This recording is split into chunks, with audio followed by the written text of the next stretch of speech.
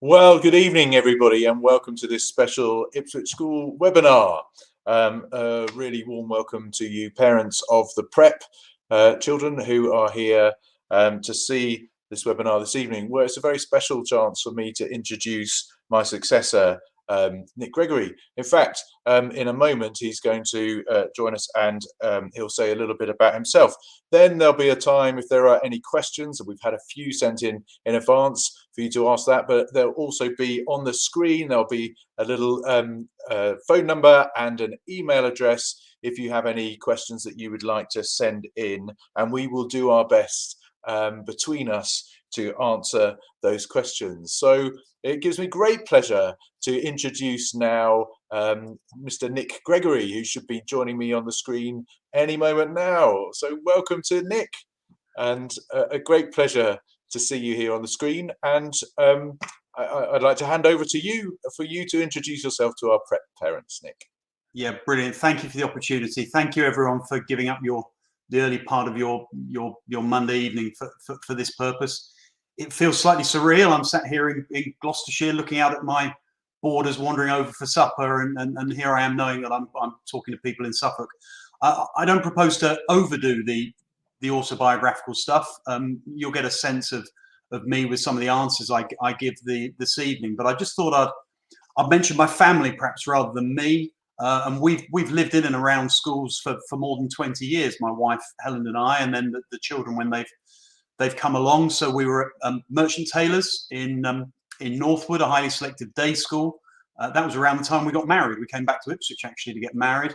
And then I've run a boarding house at a school in the Midlands, and then been a deputy headmaster, a pastoral deputy at Mill Hill School in London, and then a head, as you know well, of a co-ed school in Gloucestershire, from where I speak to you now. So Helen and I met at Barclays Bank in the 90s, and she's done all sorts of things in school. She did the pocket money when I was running a boarding house. The boys used to be really disloyal about me to her, not thinking that she'd then play back to me what they were moaning about. She was a treasurer of the Parents Association at Mill Hill, and then she does all sorts of things with me here at Wycliffe. And we've got 3 boys, 25, 18 and 16. So we will have empathy with all parents based on personal experience as parents ourselves. And I would try and weave in just what Ipswich School means to me and some of the answers to questions later on. But as you saw when my appointment was shared just over 6 weeks ago, I'm Ipswich born and bred. I attended St Margaret's for primary school and then Ipswich School for my secondary school years. And like lots of you, I'm sure, I'm still clinging to the hope of a return for the town making it back into the Premier League, just in time for me to come home to Suffolk in the autumn. That may be too much to hope for, but let's hope they do. So Nick, I guess that's my start point, and we can dive into some questions, I think. Yeah, well, thank you, and great to have that introduction. And so, as I said, we've had a few questions which have come in advance, and I think we're just about to put the banner up on the screen now. Can we do that? Just talking to the backroom team where we just have, yeah, there we are. So that tells you the phone if you want to send in any questions by text or by email, and then our backroom team, who are doing a fantastic job, will just relay those to us. But to start off with, just a general area, a few people have been asking the question really about the sorts of things that might change, the sorts of things that might stay the same when you take over, Nick. And if I can just start this bit, because I think what's really important for people to know is that we've met up a couple of times already over the Christmas holiday, and then in this term just last week, because your half term was a different time, so you gave up some of your holiday to come here and spend some time in school. And what I've been really struck by is the sense of continuity that we have already in our discussions, and that's been really positive for me. And I can see that in selecting you, the governors have obviously had that in mind, that that you obviously have a thought to take the work that's been done and to go on and take the school on in your own way. But I wonder if there's more that you wanted to say about that. Yeah, thank you. I mean, imagine if you'd been asked a decade or so ago, Nick, I guess as well, none of us have any idea what's coming over the hill. You wouldn't have known a decade or so ago about Brexit, about COVID, about whatever new technology was going to do for us. We didn't know anything about Zoom or Teams or perhaps even AI or whatever. I remember us both being in a heads conference where we're closed door sessions in 29 talking about the realities of what a Corbyn-led government was going to be like.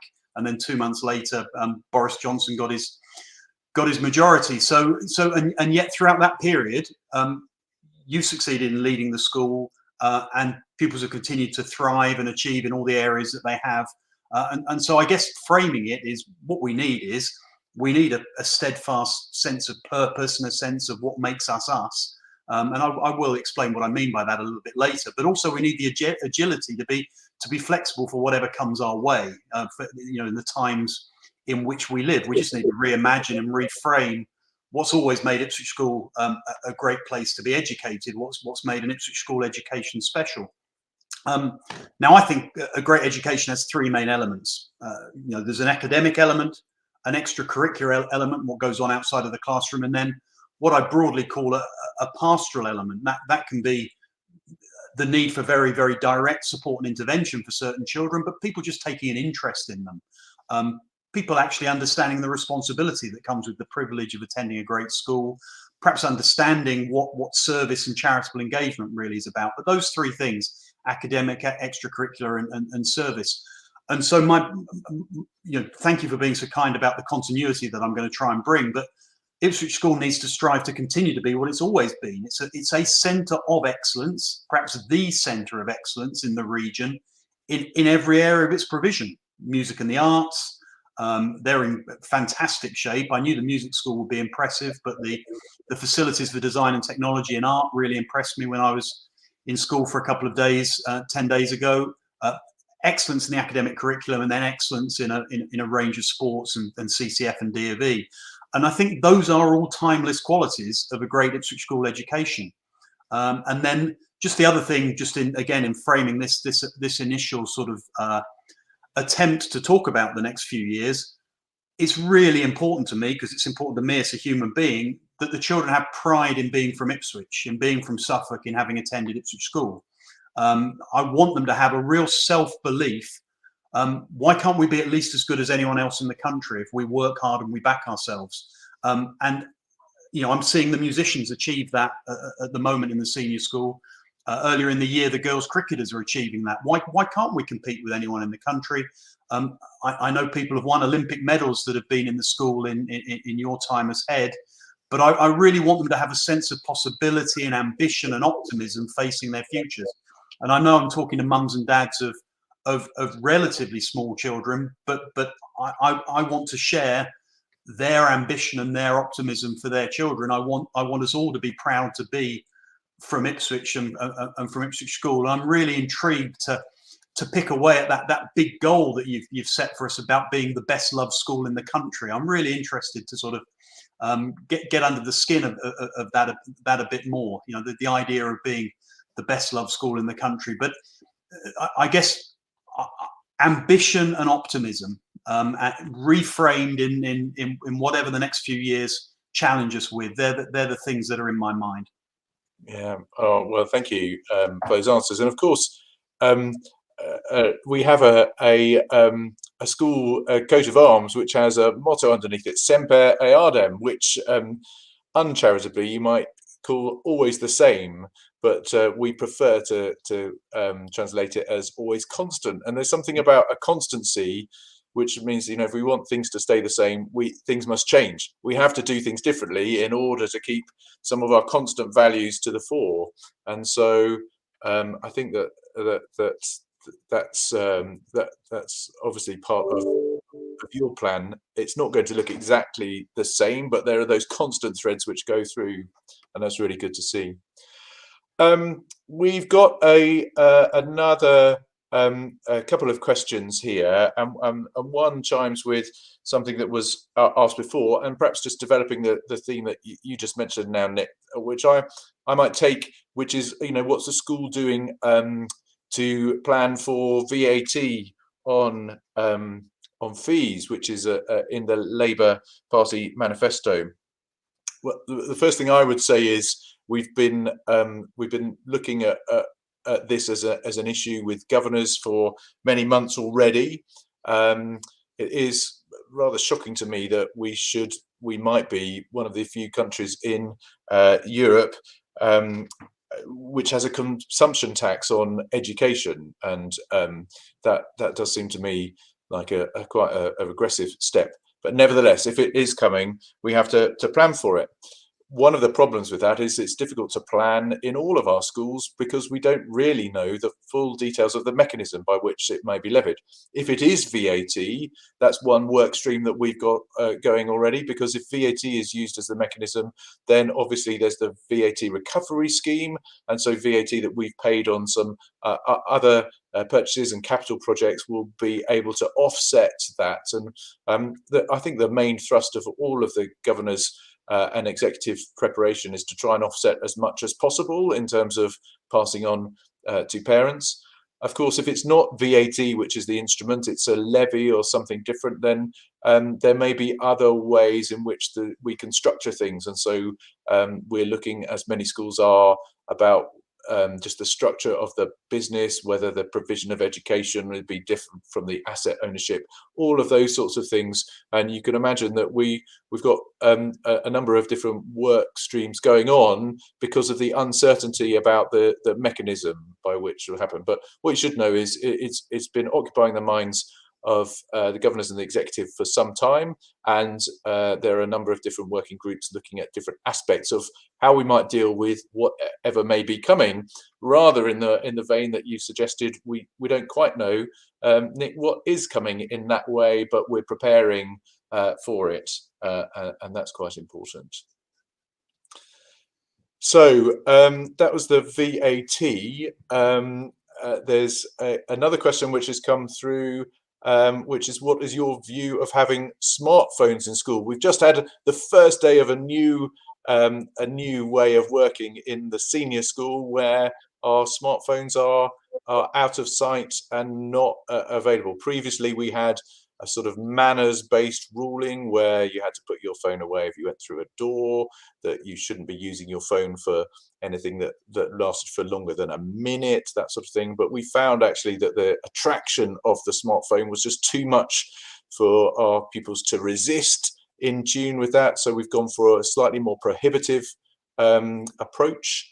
And so that's just been playing out today. We've had a few phones confiscated into school office, but by and large, the students have got on with it. And actually, we're hoping that there'll be a bit of a dividend coming up in the next few weeks. But that's a policy that we will review at Easter. And obviously, I'll be sharing that review with you, Nick, about how that's gone and what is the way going forward.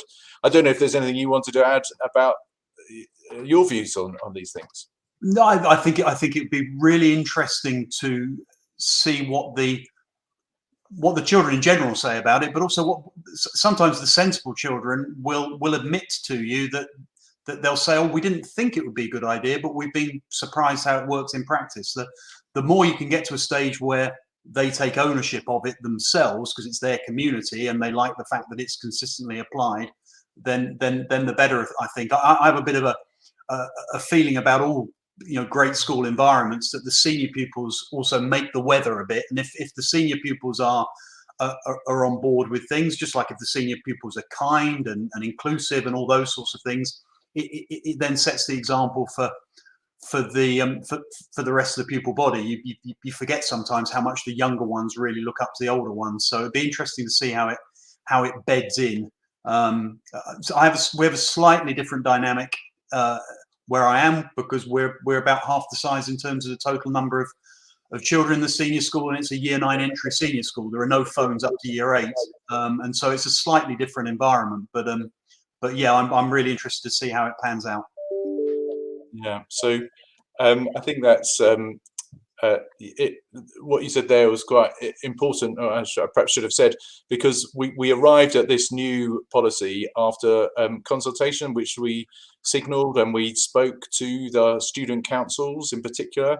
And I was really impressed, particularly at the maturity of our the year 9, 10, and 11, what we call the middle school delegates to their middle school council, because they're elected from their tutor group and they come along and they knew that this was on the agenda, but they were just really sensible about actually, we use phones usefully for these things, but we also acknowledge that sometimes they can be just a thief of our time, and this actually could help us to do this. And they just spoke in such a balanced way with their understanding that it was really, it wasn't very difficult to think, okay, we're going to have a change, because actually the students had thought about it very sensibly and carefully, and so the way that we are addressing it is, I think, in line with some of their more thoughtful reflections.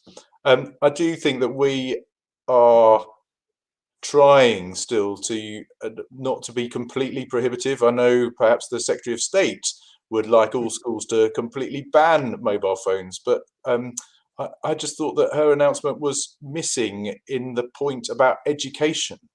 I mean, how are we preparing young people to carry these things around in their pockets, or if Elon Musk gets his way, having it wired into their cortex?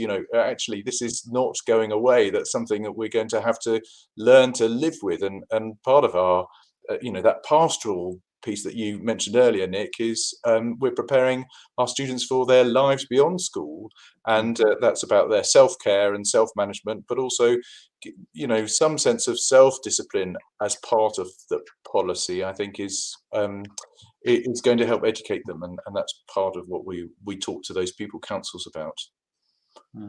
Okay, so we have dealt with that one. So there's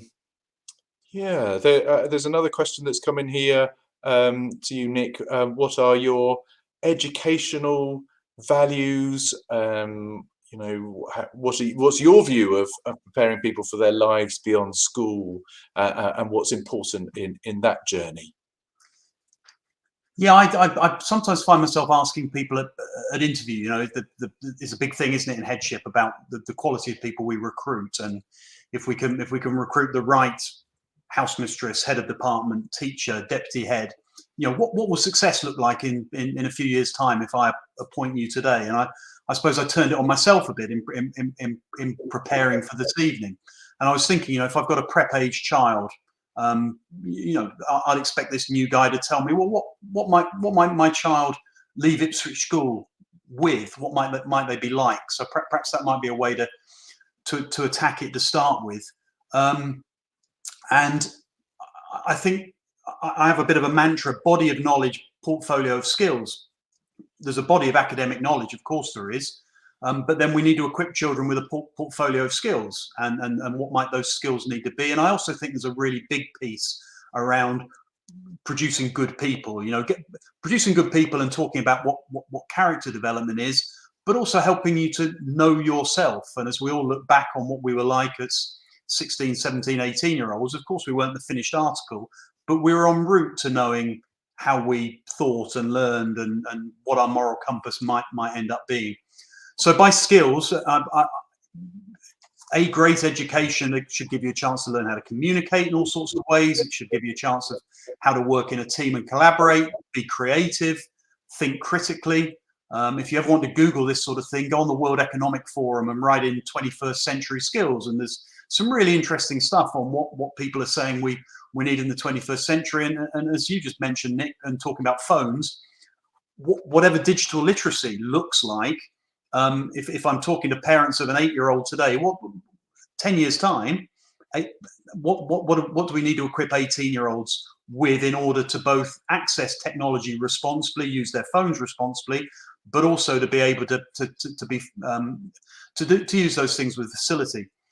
I want children to leave school looking back and say they enjoyed it. I want them to say it was just it was inherently just I did loads and loads of things that were great fun. And it's particularly important to me as well that children who are lucky enough to go to a school like Ipswich School are givers and not takers, and they understand the responsibility. And this is a very Ipswich School specific thing, that the school needs to always be thinking, how can it be a force for good in Ipswich as a whole? We must never be seen as this bastion of privilege on the hill. And I think it's a quality of again, I would say this, wouldn't I, Ipswich people and Suffolk people, that we have a certain groundedness and humility, and we're grateful for our roots and we know where we come from. And so lovely, I've talked about being ambitious and optimistic, but I also want us to have that sense of being givers and not takers as well. So there's, again, I'm conscious I'm speaking a little bit in generalities tonight, but that body of knowledge, portfolio of skills, and development of character, those are the things that you should expect to engage me in discussion with, about how those things manifest themselves for your child, and how they develop over the course of the next few years as we work out what the world we're preparing your children for has in store for them. I think that's brilliant. I've written down body of knowledge, portfolio of skills, development of character. If you don't mind, I'm going to nick that one. I think that's fantastic. Yeah, so I shall add that to my lexicon. So really good. So you just mentioned there about engaging with parents, and obviously you've got your own school to run at the moment, but I think people will be just keen to know, particularly our prep parents, about what your plans are in terms of engagement. Will they be seeing you and so on when in September when you're here? How does it fit into the whole sort of piece of you meeting parents? And indeed their children, as best I possibly can do. So in my couple of days, 10 days ago, I had a great tour of the prep school with Mrs. Jackson. Clearly, to a large extent, in terms of being at events and seeing the children do things, I'll be led a little bit by Mrs. Jackson. Although I do understand there are some meet the teacher events, and so that meet the teacher event, I don't want to sort of get in the way of anything, but it may well be that attending a good number of meet the teacher events might work really well as in terms of me being able to get in front of some parents. I'm really conscious, again, just thinking about the children. It really touches me whenever I go to a pre-prep harvest festival or a pre-prep nativity here, just the presence of the person doing my job, not necessarily me, the human being, but the person doing my job being present, elevates the importance of the event in the minds of the children. I've always been very conscious of that, and if there is an event that Mrs. Jackson would particularly like me to be at, then I'll really do my best to get it in the diary. But the truth is, I'm going to do my very best to be as available to meet people and listen and observe as much as I can in those first few months as possible. We both know I'm going to be doing something similar to this for current senior school parents. I think the night before the April open morning, so the 24th of April, we're going to try and do something for senior school parents like that, which is just to show the spirit of how we're trying to approach this. Whilst, as you kindly say, I've still got a school here that's expecting me to work pretty hard to keep it running until I move up in August. Mm. Oh, that's great. Yes, and you will have such fun as well over at the prep, and in fact, I can also recommend the lodge, where just once in a while, sitting on a beanbag and reading a story can be an antidote to some of the things that you have to deal with in this office. And so, yeah, you're going to have a great time. There's a few people who just wanted to know a little bit more about you, and just, what do you do outside work, and things that you do for your hobbies and enjoyment, that sort of thing, or sports you're into. I don't know if you want to give us a bit of a flavour. Yes, I think somebody wrote in the chat. I'm trying to look at the screen and read the chat to the side, and somebody's talking about committing to playing classics like Bon Jovi in the school band. Is that something that you do? Is it? I've got to follow that. Well, I have done a guest appearance once at a friend's ball. Yeah. My subject is Spanish, so we do try and spend a fair amount of time in Spain. It's really good to switch off by being somewhere geographically different. I do chase around after my children and constantly because in term time you very much work very hard, and you feel you don't have the time for your own children that you might have. I then constantly guilt trip myself about failing to be quite as good a dad as I'd like to be. So try and put that right in school holidays. I tend to pile up books and read them in holidays. I wish I could read them of an evening, but I never get round to that. I've probably got I'm trying to make a promise to myself to sort my golf out, so that when retirement eventually comes, I can play golf a bit better than I currently play it. So I'll certainly be Finn Valley beckons, yeah. Be trying to do a bit of that. Yeah, Finn Valley's sort of close enough. So that so those sorts of things are all ways of sort of trying to position myself as a proper, fully rounded human being. But I'm afraid I can't play the guitar. I did. I love looking around the prep school. I have to tell you, I love the opportunities for music for all of the children. It really made an impression on me. As I've mentioned repeatedly, I think it's such a central strength of Ipswich School. And I did sing in the choir. I do remember what it's like to stand at St Mary Le Tower waiting to then sing in the choir. But I was truly awful as a musician, I have to disclose. I was a terribly keen little boy. At St Margaret's, I was given a cello, told to take a cello home with me. But I'm one of the few children ever whose parents asked them to practice less, not more, because I was so poor. So that does not mean that I'm not going to be an enormous advocate of music, but I'm not necessarily going to be able to follow in your footsteps, Nick. Well, I, as a child, I had a violin, and I only learned out as an adult. I learned as an adult that the reason my father spent so much time in the greenhouse freaking out his bedding plants was because he could not stand the sound of my violin. So solidarity there. Yeah, so I think we've been through all the questions. So thank you for all those who've been putting those in. I think we've got another one here. What are your thoughts about the rise of AI, and how do we mitigate the issues in coursework and homework and with the AI revolution? What an easy question to answer. Easy, yeah. I think the honest truth is I don't think we really know yet. And I think people are going to find it terribly difficult, aren't they? They're going to flip, I suspect, if it carries on. We're going to flip what we do set for homework and what we do expect children to do in our classroom. So for instance, you might be tasked with going away and preparing for how you might write an essay rather than writing an essay in an A-level subject.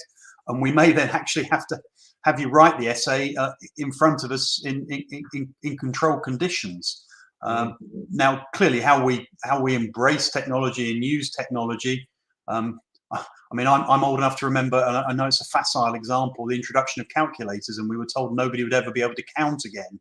Well, we do still continue to need to be able to count, and I appreciate this is exponentially different to that, but it's going to be hugely challenging.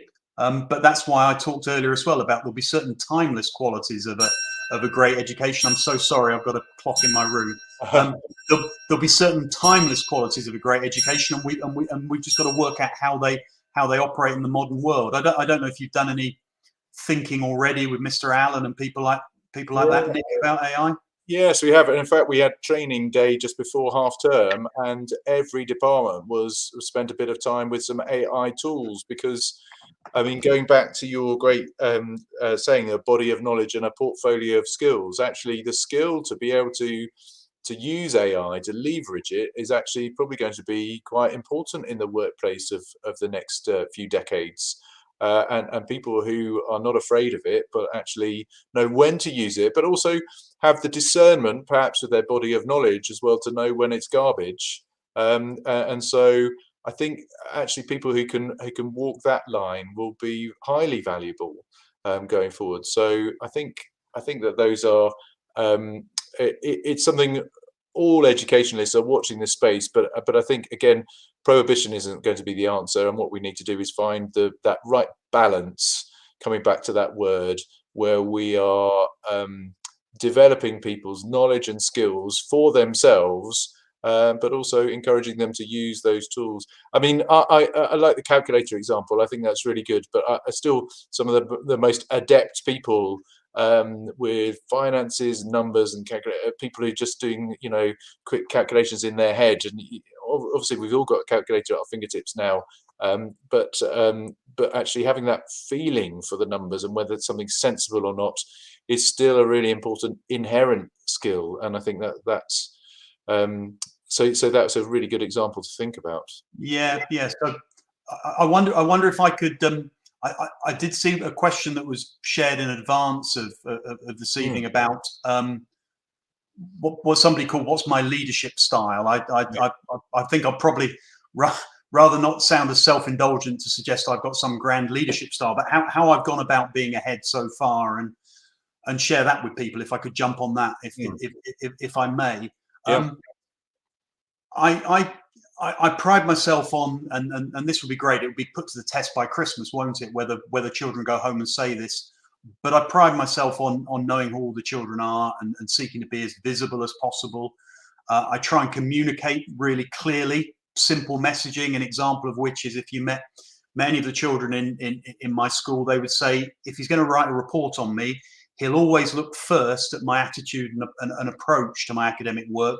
He'll worry less about results. How hard am I trying? You know, he'll always be focusing on effort more than outcome and results. Of course, I'm going to say I think I'm purposeful and hardworking. We have a lovely convention at Speech Day here, which is we don't have a guest speaker. The outgoing head of school, the outgoing 18-year-old, has the final word. I speak early on after the chair of governors, and then the outgoing 18-year-old speaks. And I'm thinking about what John T, my head of school, might say about me, because he gets to sort of close my Wycliffe career. And I have one or two mantra that I know the children will make fun of. I talk about encouraging them to be radiators, not drains, which is a version of that givers, not takers thing.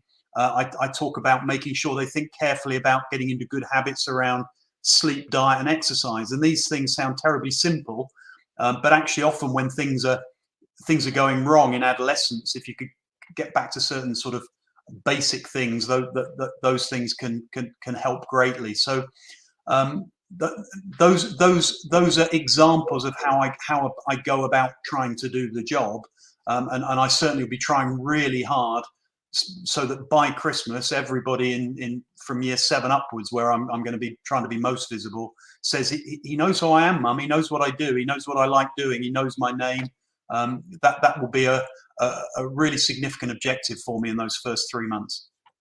Oh, fantastic. Yeah, thank you. You mentioned earlier about recruiting, interviewing new staff, and I think there's a question about how you're through your recruitment going to maintain the ethos and quality in teaching.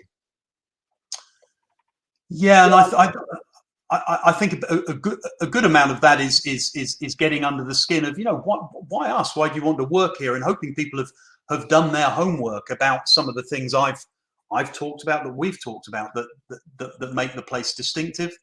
I think there'll always be an ebb and a flow in terms of the number of people who leave in any given year. As it happens, we track that here, and the highest level of staff turnover here was actually in one of what I'd have considered the very most successful years of the 8 or 9 years I've been here, just because certain things aligned, and sometimes people have chosen to move on in their careers. So I think really getting under the skin of why somebody's looking to come to the school. But if we can continue to be what I said earlier, you know, we're striving to be the centre of excellence in the region. You hope that ambitious people want to teach at the centre of excellence, and you hope that these things I talked about in terms of qualities, ambition and optimism, but still being grounded and humble and proud to come from Ipswich and from Suffolk, you hope they're embodied in some of the people who choose to come and work with us. Those are, you know, these things I hope are self-fulfilling, and mutually beneficial, really. Yeah, thank you. I think that's great. And of course, the other thing that I should mention is, as we talked about before, we've got quite a established teaching and learning team and a teacher coaching program. So when we recruit those teachers, we also then spend quite a lot of time developing all of our staff in-house, not just the new ones, but everybody. And that teaching and learning team is something we're very proud of. And through our monitoring, we think that the teaching has never been better at Ipswich School, and we keep looking to improve, and it's very much research led, and so we have a couple of members of staff who part of their timetable is there to be out and about, observing other staff, working with them, and then we have a peer-to-peer program too of individuals choosing something to work on, often from the most recent teaching and learning training. And we looked at the ratio of participation within a class. How many children at any one time in a class are thinking hard about a problem, and we all know from our own schooling when a certain type of teacher could ask a question of one person and the whole rest of the class switches off, and that's been a real focus. So we've got lots of ways of developing the good people once they've been selected and appointed.